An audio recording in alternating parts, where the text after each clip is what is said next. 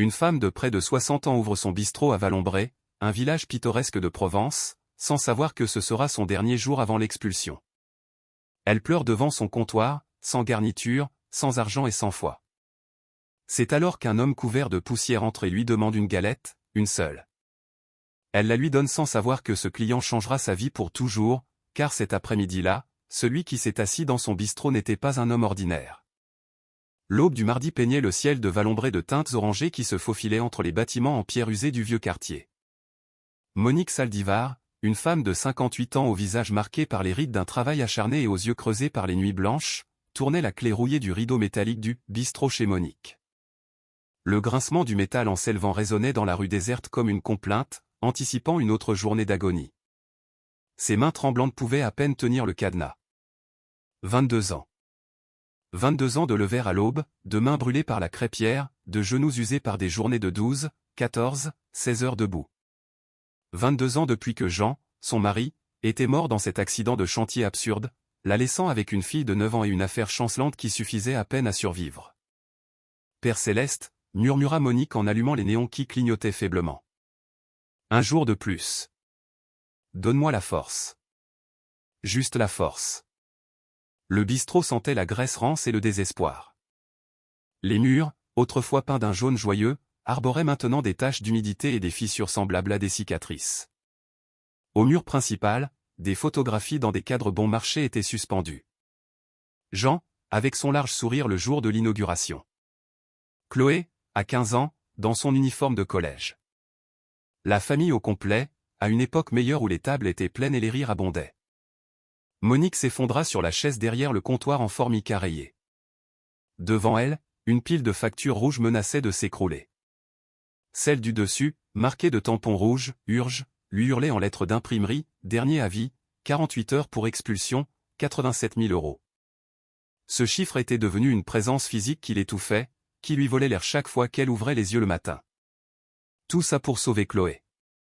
L'opération d'urgence 3 mois plus tôt, cette péritonite qui avait failli emporter sa fille unique, avait tout coûté.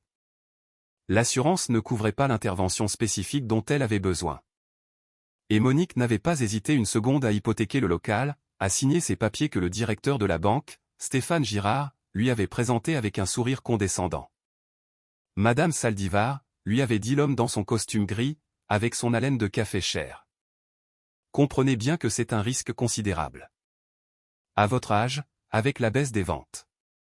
C'est ma fille, l'avait interrompu Monique en lui arrachant le stylo. Vous avez des enfants, monsieur ? L'homme avait paru mal à l'aise. Alors ne me parlez pas de risque. Dites-moi où je signe. Maintenant. En regardant la facture, Monique se demandait si elle avait bien fait. Bien sûr, elle avait sauvé Chloé. Sa fille respirait, riait, était vivante. Mais à quel prix ?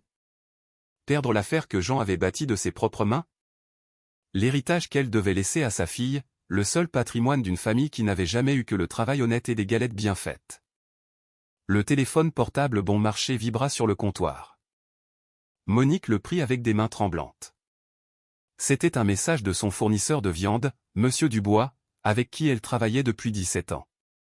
Monique, je suis vraiment désolé, je ne peux plus vous faire crédit. La dette s'élève à 8 500 €. Sans paiement, plus de livraison. J'ai une famille à nourrir. Les lettres se brouillèrent tandis que les larmes emplissaient les yeux de Monique. 8 500 € de plus. Une autre dette, un autre créancier. Une autre porte qui se fermait. Elle se leva machinalement et se dirigea vers la petite cuisine. Elle ouvrit le réfrigérateur industriel qui bourdonnait et toussait comme un mourant.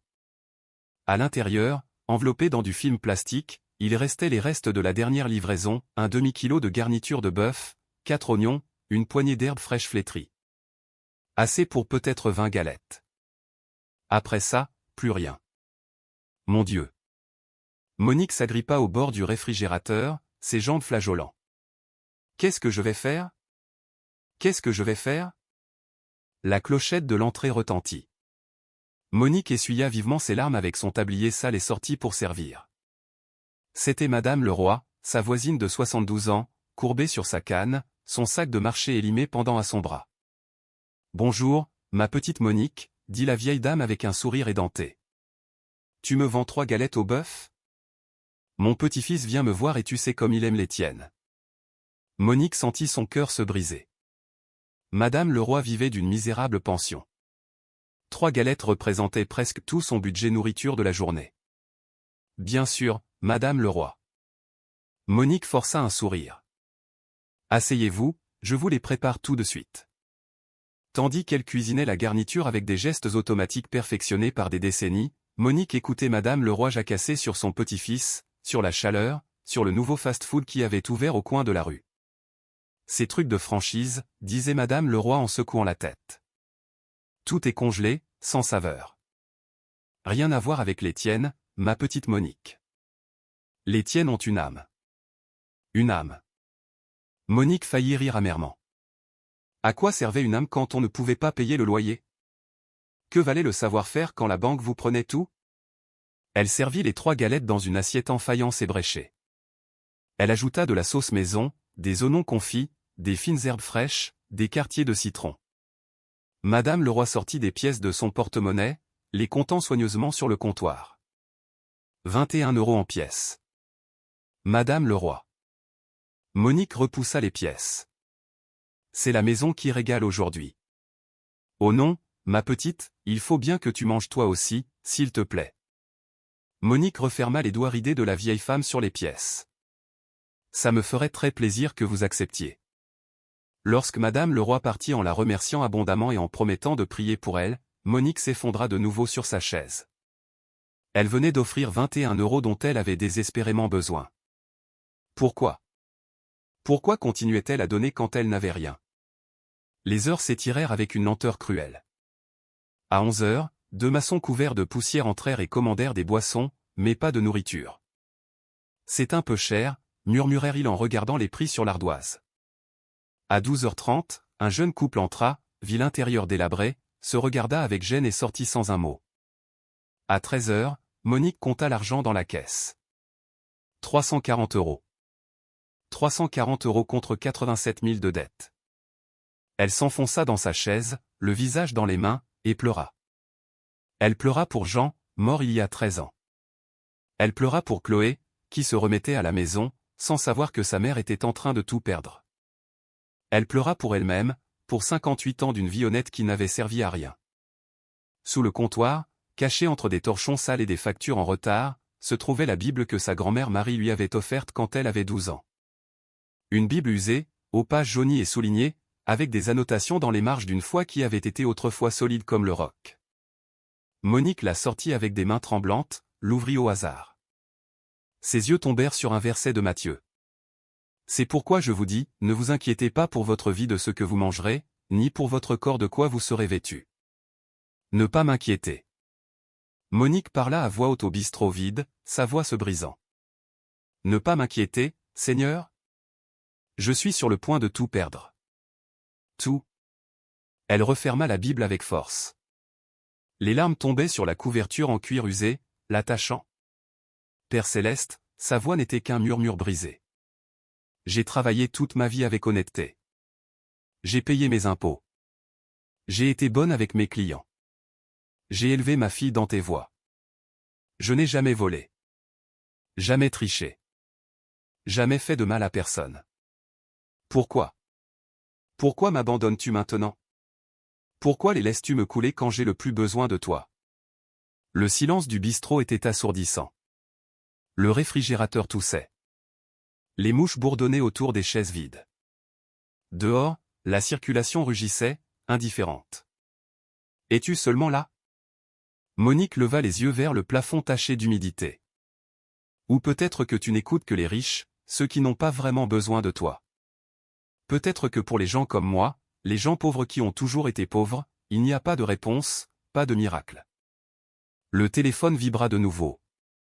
Monique le prit, l'estomac noué. C'était un message de la banque. Le directeur, Stéphane Girard, celui-là même qui lui avait accordé le prêt, écrivait avec une froideur qui la glaça. Madame Saldivar, suite à une erreur administrative, le délai de paiement est réduit à 48 heures exactes à compter de ce moment. Faute de recevoir le paiement de 45 000 € avant 17 h demain, mercredi, nous procéderons à l'exécution de l'hypothèque. Sans exception. Cordialement, Stéphane Girard.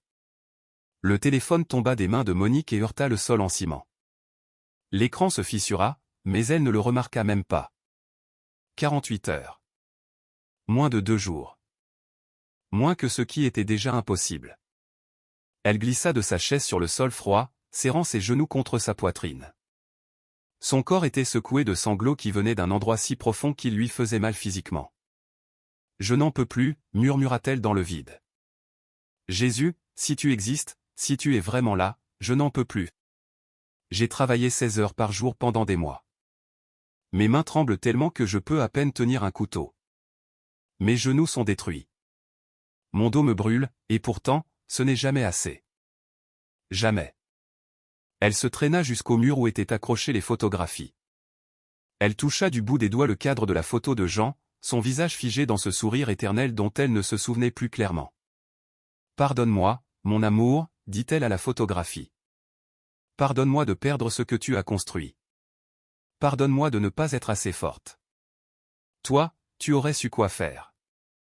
Tu savais toujours. » La photo de Chloé à 18 ans, souriante le jour de son bac, lui rendit son regard. Une fille brillante, belle, avec toute une vie devant elle. Une fille que Monique avait sauvée, oui, mais qui n'hériterait maintenant que de dettes et d'un échec. Comment vais-je lui dire? Monique toucha la vitre du cadre. Comment vais-je lui expliquer que sa mère n'a pas réussi, que tout ce sacrifice, toutes ces aubes, toutes ces années n'ont servi à rien? L'horloge murale indiquait 14h37. La lumière du soleil entrait obliquement par les fenêtres sales, créant des motifs de poussière en suspension.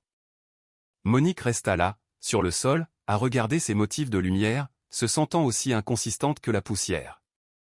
Elle se souvint de ses 7 ans, quand sa grand-mère Marie lui apprenait à faire des galettes sur la crêpière en fonte. La vieille femme, avec ses mains fortes et sages, guidait les petites mains de Monique pour façonner la pâte. « Ma petite, disait la grand-mère, cuisiner, ce n'est pas seulement mélanger des ingrédients, c'est y mettre de l'amour. Chaque galette que tu fais avec amour nourrit non seulement le corps, mais aussi l'âme. Tu comprends ?»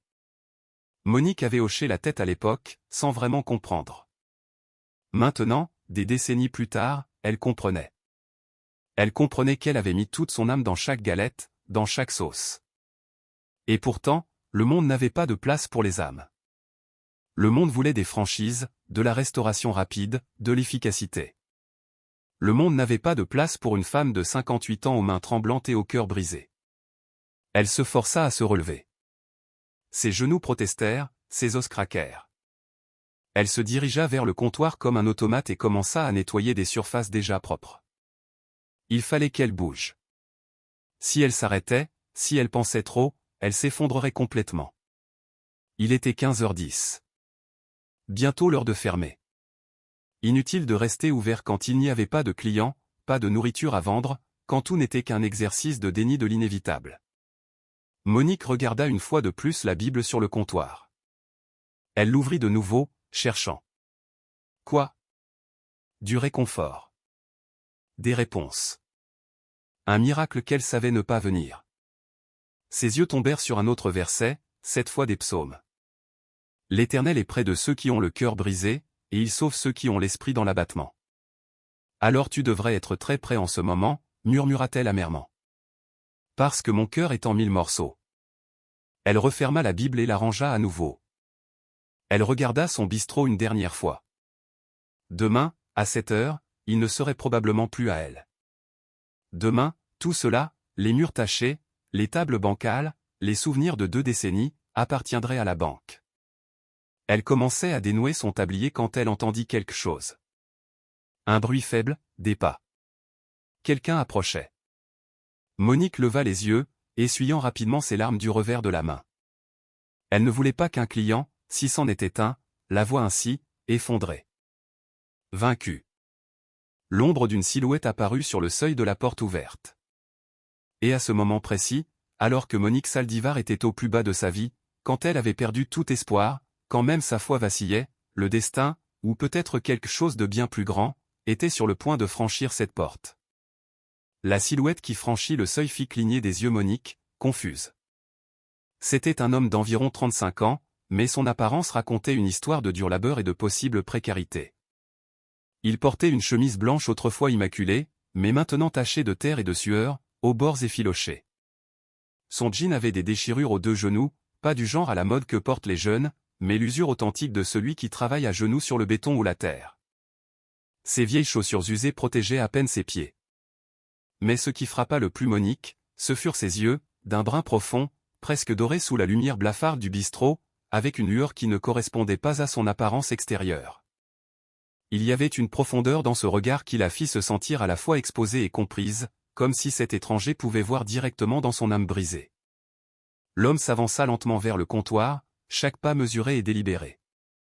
Quand il fut en face d'elle, Monique remarqua la poussière du chemin sur son visage, les lignes de fatigue autour de sa bouche et quelque chose d'autre, une qualité indéfinissable qui rendait l'air autour de lui plus dense, plus chargé. « Excusez-moi, madame, dit-il d'une voix douce, mais qui résonnait étrangement dans l'espace vide. Pourriez-vous me donner ne serait-ce qu'une galette? Je n'ai pas mangé depuis 3 jours. Monique sentit comme si on lui avait planté un couteau dans le cœur. 3 jours sans manger. Elle connaissait cette faim. Enfant, avant que sa grand-mère ne la recueille, elle avait connu des nuits où l'estomac faisait si mal qu'elle ne pouvait pas dormir. Elle se souvenait de ce vertige constant, de cette faiblesse dans les jambes, de cette obsession mentale pour la nourriture qui vous consume de l'intérieur. Son esprit logique commença à faire des calculs automatiques. Il lui restait un demi-kilo de garniture, à peine assez pour elle et Chloé. 340 € dans la caisse, 48 heures avant de tout perdre. Chaque ressource comptait, chaque gramme de nourriture était précieux. Mathématiquement, cela n'avait aucun sens de donner quoi que ce soit gratuitement en ce moment de crise absolue. Madame, répéta doucement l'homme, et il y avait quelque chose dans son ton qui lui donnait envie de pleurer. Je comprends si vous ne pouvez pas. Je vois dans vos yeux que vous aussi, vous souffrez. Je ne veux pas être un fardeau. Quelque chose se brisa en Monique à ce moment-là. Toutes les factures, toutes les dettes, tous les délais impossibles parurent soudain insignifiants face à cet être humain affamé devant elle. Une voix en elle, si claire qu'elle semblait presque audible, murmura, « Cet instant est plus important que tu ne le penses. » Bien sûr, monsieur. Monique entendit sa propre voix se briser. S'il vous plaît, asseyez-vous. Je vais vous préparer quelque chose. Les larmes jaillirent sans sa permission tandis qu'elle se dirigeait vers la cuisine. Elle ne comprenait pas pourquoi elle pleurait. Était-ce par compassion, par désespoir, ou pour cette étrange reconnaissance de quelque chose de sacré dans cette rencontre? Monique décida à cet instant de faire quelque chose qui défiait toute logique. Elle préparait non pas une, mais 3 galettes. Et ce ne seraient pas des galettes ordinaires, ce seraient les meilleures qu'elle ait jamais faites. Si elle devait tout perdre demain, si c'était l'une de ses dernières occasions de faire ce qu'elle aimait, alors elle le ferait bien. Elle prit le meilleur morceau qui lui restait, la garniture qu'elle avait gardée pour une occasion spéciale. Elle la plaça sur la crêpière chaude, écoutant ce grésillement satisfaisant. Pendant que ça cuisait, elle prépara des oignons confits avec une précision chirurgicale, lentement, jusqu'à ce qu'ils brillent d'un éclat doré. Elle lava les fines herbes fraîches avec soin, sélectionna les citrons les plus juteux et prépara sa sauce spéciale, celle qui contenait 12 ingrédients secrets que sa grand-mère lui avait enseignés. Des épices et des herbes aromatiques secrètes, de l'ail confit, des tomates vertes rôties, du vinaigre de cidre, un soupçon de sucre roux, et 6 autres épices qu'elle ne révélait jamais. Tout en cuisinant, consciente du regard de l'homme sur elle, Monique pria en silence. « Seigneur Jésus, je ne sais pas pourquoi je fais ça. Ça n'a aucun sens, mais mon cœur me dit que cet homme a besoin de ces galettes plus que moi de cette garniture. Si c'est une folie, que ce soit ta folie, pas la mienne. » Chaque mouvement devint une méditation. L'amour coulait de ses mains vers la nourriture d'une manière qu'elle n'avait pas ressentie depuis des mois. Le poids des dettes s'allégea temporairement tandis qu'elle se perdait dans l'acte sacré de nourrir un autre être humain. Quand elle eut terminé, elle plaça 3 galettes parfaites sur une assiette propre. Elle ajouta de généreuses garnitures d'oignons confits, de fines herbes et servit un grand verre de jus de fruits frais qu'elle avait préparé le matin même. Elle apporta le tout au comptoir où l'homme attendait patiemment. « Voilà, monsieur, dit Monique en plaçant l'assiette devant lui. Et s'il vous plaît, ne vous pressez pas, mangez lentement. » L'homme regarda l'assiette, puis Monique, avec une intensité qui la fit frissonner. Ses yeux semblaient briller d'une lumière qui ne venait pas des néons du plafond. Vous avez un cœur très généreux, dit-il, et sa voix portait un poids qui semblait emplir tout le bistrot. En ces temps, peu de gens donnent quand ils n'ont rien. Monique sentit ses joues rougir. Ce n'est rien, monsieur. Vous avez faim, et je sais ce que c'est d'avoir faim. L'argent va et vient, mais la bonté demeure. C'est ce que ma grand-mère disait toujours. L'homme prit la première galette avec ses deux mains, presque avec révérence, ferma les yeux et mordit. L'expression qui traversa son visage fut de pur bonheur, mais aussi quelque chose de plus profond, comme si cette simple galette communiquait quelque chose au-delà de la saveur.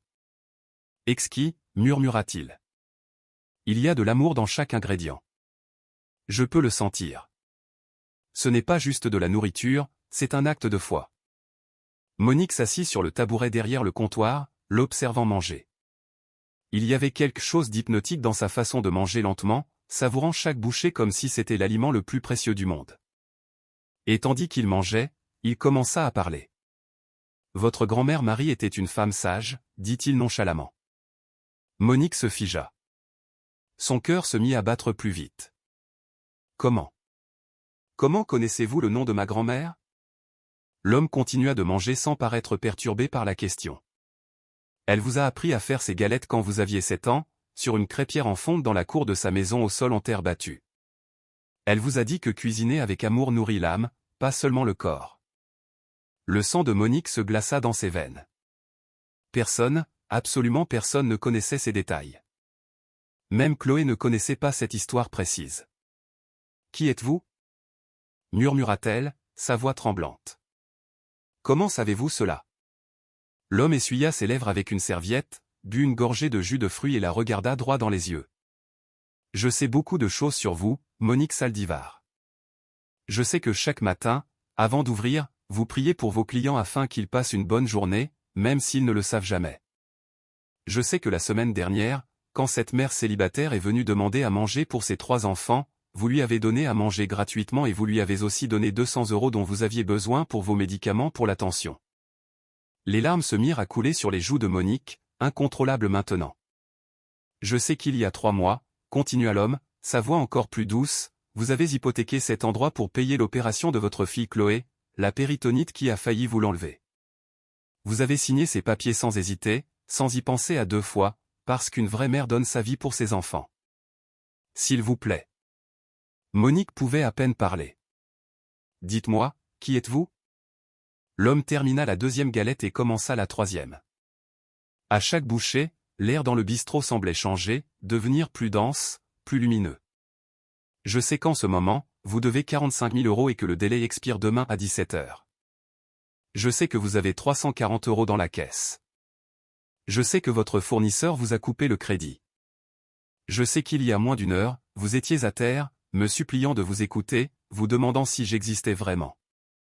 Monique se leva, ses jambes la soutenant à peine. Son cœur battait si fort qu'elle pensa qu'elle allait s'évanouir. Non. Ce n'est pas possible. Vous ne pouvez pas être. L'homme termina la dernière bouchée de la 3e galette et se leva lentement. À ce moment, quelque chose changea dans l'atmosphère du bistrot. La lumière de l'après-midi qui entrait par les fenêtres devint plus dorée, presque liquide. L'air vibra d'une énergie que Monique n'avait jamais ressentie. Monique, dit-il, et sa voix résonnait maintenant de partout et de nulle part en particulier. Je suis celui que tu as appelé toute ta vie. Je suis Jésus. Je suis venu en personne parce que j'avais besoin de voir de mes propres yeux s'il restait encore des gens comme toi dans le monde. Des gens qui donnent quand ils n'ont rien. Des gens qui aiment quand ils semblent fous d'aimer. Les genoux de Monique cédèrent. Elle tomba à terre, tremblant de la tête aux pieds, les larmes inondant son visage. Seigneur. Seigneur, pardonnez-moi. J'ai douté. Pardonnez-moi. L'homme, non, Jésus, contourna le comptoir et posa doucement sa main sur la tête de Monique. Le contact fut chaud, électrique, et envoya une onde de paix absolue à travers tout son corps. Il n'y a rien à pardonner, ma fille.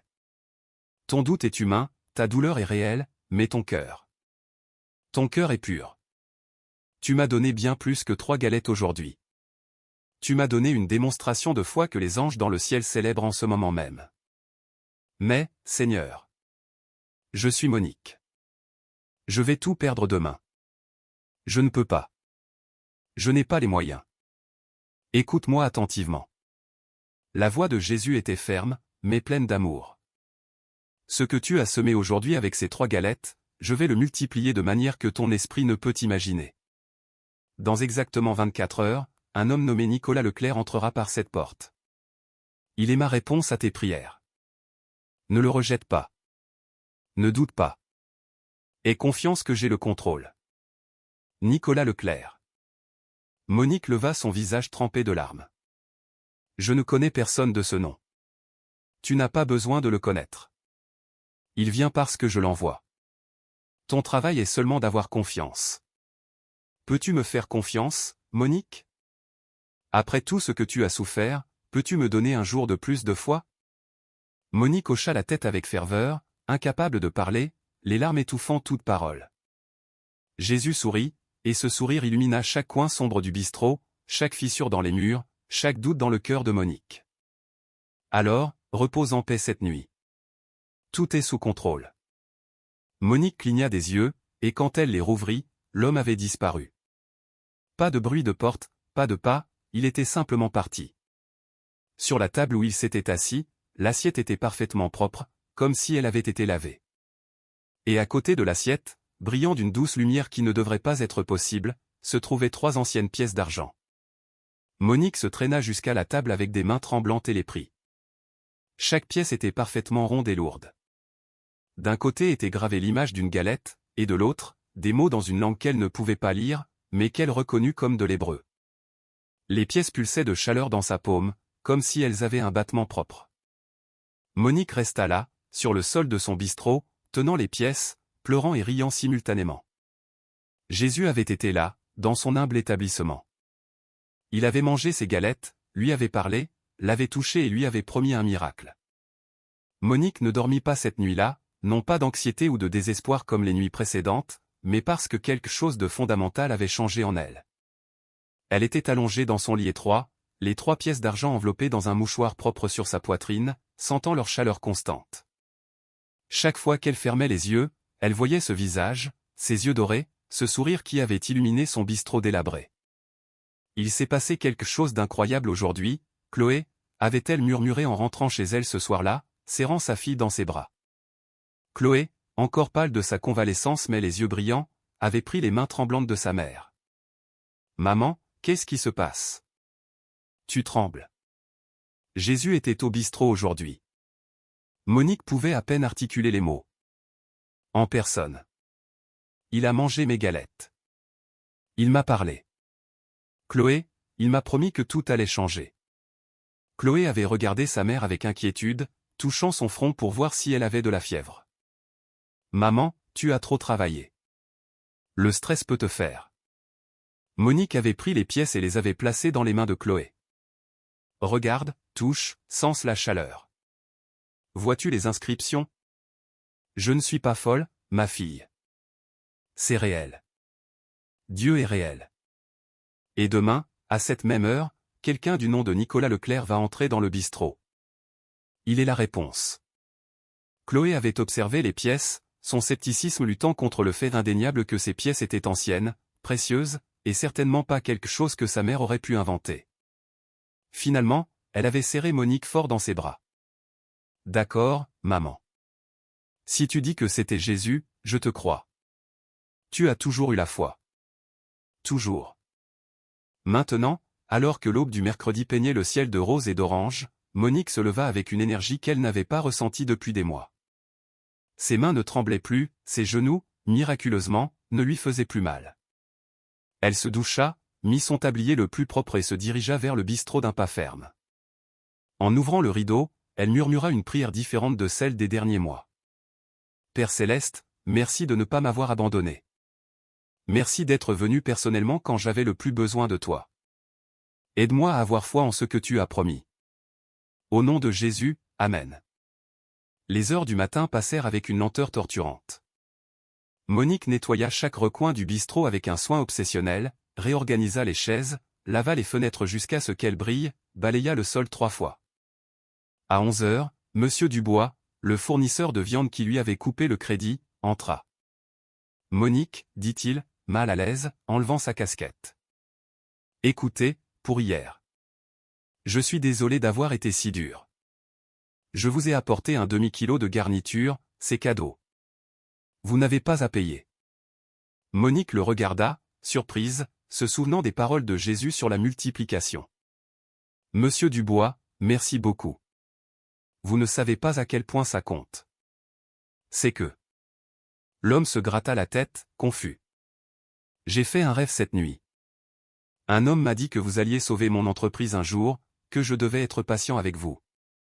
C'était très étrange, mais si réel. » Après le départ de Monsieur Dubois, Monique resta à regarder la viande, les larmes aux yeux. Les miracles commençaient déjà, de petites vagues avant le tsunami. À midi, une jeune journaliste, Manon Duval, entra avec un appareil photo. « Excusez-moi, madame, êtes-vous Monique Saldivar ? Je suis du magazine Saveurs de France.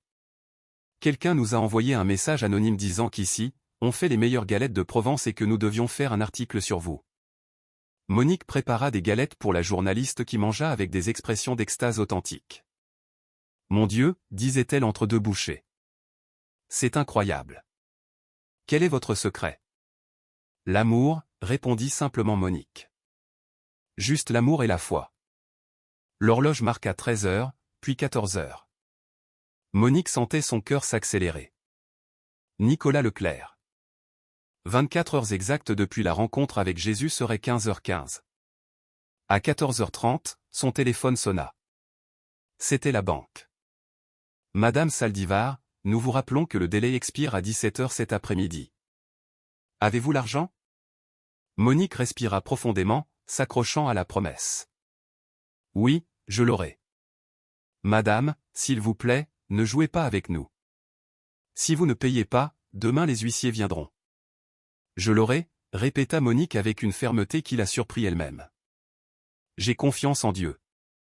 Elle raccrocha avec des mains fermes. Les aiguilles de l'horloge semblaient bouger au ralenti. 15 heures. 15h05. 15h10. À 15h14, Monique était debout derrière le comptoir, les yeux rivés sur la porte.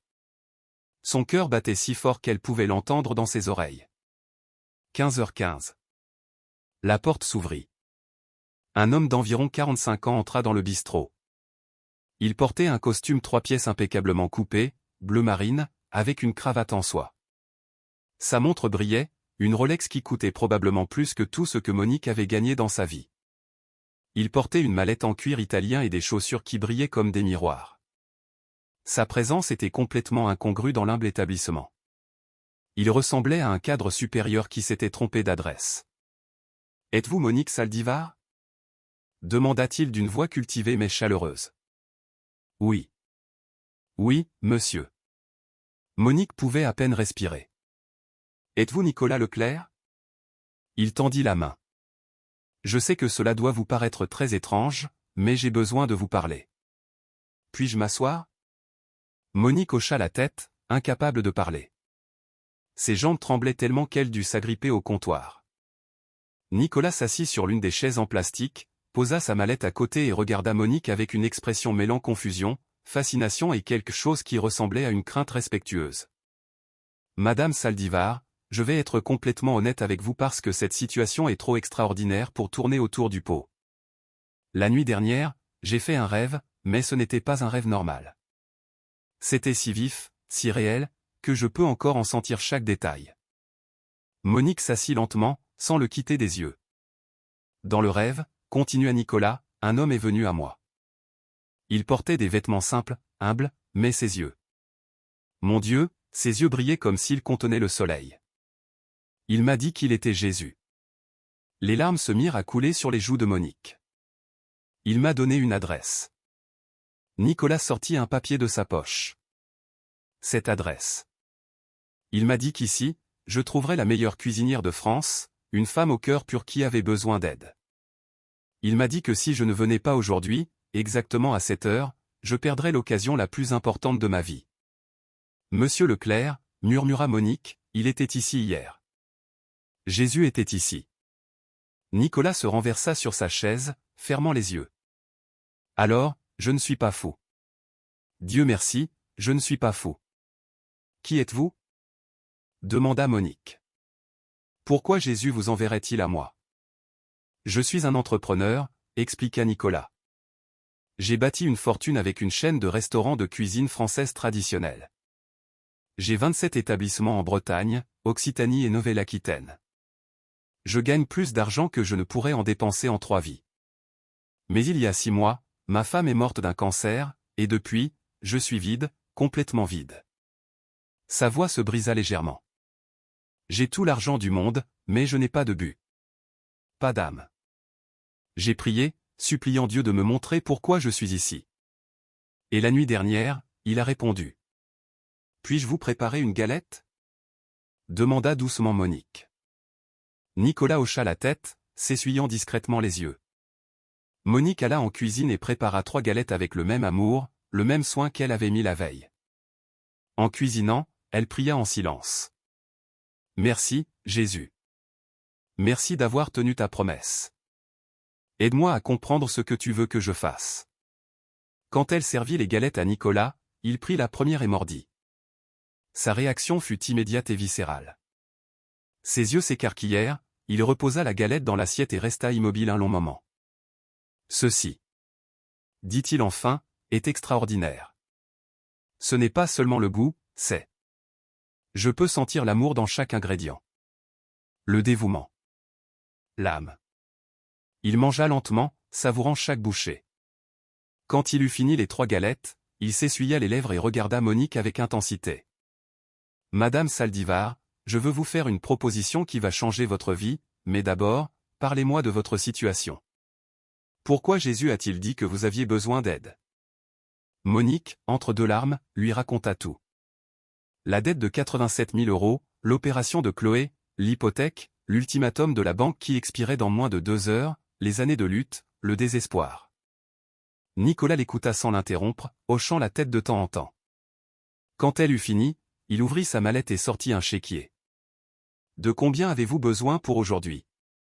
45 000 € avant 17 heures, murmura Monique. Mais, monsieur, je ne peux pas accepter. Vous ne me comprenez pas. Nicolas leva une main. Je ne vous fais pas la charité. Je vous fais une proposition d'affaires. Je vais payer toutes vos dettes aujourd'hui même, mais ça ne s'arrête pas là. Il rédigea un chèque de 87 000 € et le posa sur le comptoir. Ceci couvre tout ce que vous devez. Mais voici ma vraie proposition. Je veux acheter votre affaire. Pas pour la fermer, mais pour en faire le navire amiral d'une nouvelle chaîne que je prévois de lancer en France. Bistrot chez Monique sera la marque. Monique le regardait, bouche bée, incapable de comprendre ses paroles. Vous serez la directrice culinaire et partenaire minoritaire avec 30% des parts de tous les bénéfices. De plus, je vais vous donner une avance de 500 000 € pour que vous puissiez respirer, vous rétablir et vous concentrer sur ce que vous faites de mieux, créer ces incroyables galettes. Ce n'est pas possible. Ce n'est pas réel. Monique sentit qu'elle allait s'évanouir. Le contrat sera initialement de 5 ans, continua Nicolas, avec une garantie de revenu minimum de 8 500 € par mois, plus votre participation au bénéfice de chaque établissement que nous ouvrirons. Nous prévoyons d'ouvrir 12 établissements dans les 2 prochaines années. Pourquoi? Monique retrouva enfin sa voix. Pourquoi? Nicolas se pencha en avant, les yeux humides. Parce que quelqu'un de très puissant m'a dit que vous êtes spécial. Et après avoir goûté votre cuisine, après avoir ressenti l'énergie de ce lieu, après avoir vu votre cœur, je le crois. Vous ne faites pas que des galettes, Madame Saldivar, vous créez des expériences spirituelles, et c'est ce dont le monde a besoin. Monique laissa tomber sa tête sur le comptoir et pleura. Elle pleura de soulagement, de gratitude, d'émerveillement absolu devant la fidélité de Dieu. Nicolas se leva et posa une main paternelle sur son épaule. Respirez, Madame Saldivar, respirez. Ce n'est que le début. Les semaines suivantes furent un tourbillon. Nicolas tint chaque promesse. La banque fut entièrement remboursée. Les fournisseurs furent dédommagés. Le bistrot fut entièrement rénové. Des murs frais peints en jaune vif, de nouvelles tables, un équipement de cuisine de pointe, mais en conservant le cœur et l'âme du lieu d'origine. Monique réembaucha ses 2 anciens employés, Léo Martin et Léa Petit, qui pleurèrent de joie en recevant son appel. De plus, elle embaucha 6 autres personnes, des jeunes du quartier qui avaient besoin de travail. Chloé, complètement rétablie et pleine d'une énergie nouvelle, devint la directrice des opérations, gérant les réseaux sociaux, les réservations, les stocks. Elle avait un don naturel pour les affaires que Monique n'avait jamais vu. « Maman », lui disait Chloé en organisant le nouveau système de caisse, « Dieu ne t'a pas seulement sauvé, il nous a donné un but familial. C'est plus grand que nous. » Un mois après la rénovation, Monique instaura une tradition qui deviendrait la signature du bistrot chez Monique. Chaque jour, exactement à 15h15, elle préparait personnellement 3 galettes et les offrait gratuitement à quiconque entrait en demandant à manger. Qu'il soit sans abri, touriste, homme d'affaires. Peu importait si le restaurant était plein avec une file d'attente de 2 heures. À 15h15, Monique laissait tout ce qu'elle faisait et préparait ses 3 galettes sacrées. « C'est mon pacte avec Jésus », expliquait-elle à qui le demandait. « Il m'a donné 3 galettes qu'il a multipliées en un empire.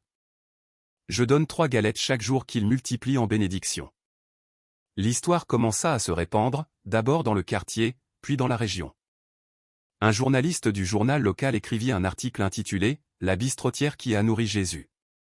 Bientôt, les médias nationaux s'y intéressèrent. Un documentariste indépendant nommé Lucas Fournier approcha Monique avec une proposition. « Je veux raconter votre histoire. Toute l'histoire, du désespoir au miracle. Je crois que le monde a besoin d'entendre que Dieu fait encore des miracles pour les gens ordinaires. » Le documentaire, intitulé « 3 galettes pour Jésus », fut présenté en première 8 mois après la rencontre miraculeuse. Il remporta le prix du public au Festival du film d'Angoulême et fut sélectionné pour le Festival de Cannes. Soudain, Monique Saldivar était reconnue dans la rue, mais rien ne la changea. Elle restait la même femme humble, se levant à 5 heures du matin, priant pour ses employés et ses clients, servant avec un sourire sincère. Nicolas Leclerc tint sa parole en tout. En 18 mois, Bistrot chez Monique opérait 12 établissements à Paris, Lyon, Marseille et Bordeaux. Chaque établissement maintenait la tradition des 3 galettes gratuites à 15h15, mais Nicolas alla plus loin. Inspiré par l'histoire de Monique, il créa un programme appelé « La Galette Sacrée », une initiative qui identifiait de petites entreprises familiales de restauration au bord de la faillite et les transformait en entreprises durables, en gardant toujours les familles d'origine comme partenaires avec 30% des parts.